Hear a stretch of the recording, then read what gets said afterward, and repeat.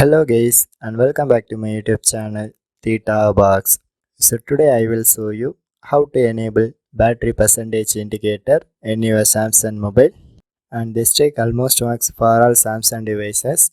At same time, if you have the operating system of Android 10, and here you can see this is my Samsung Galaxy M30s device. So now in this home screen section, in top it shows all the icons like network, time and battery, but unfortunately this battery icon does not show how much amount of the remaining battery level available.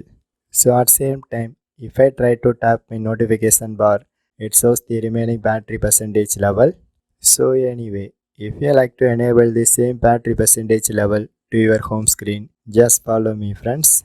So first of all, open your Android mobile settings.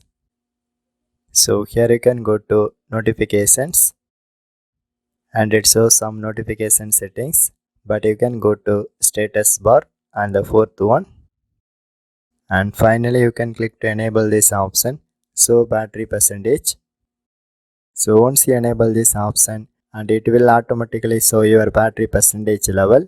So this is the way you can easily enable battery percentage level from your Samsung mobile.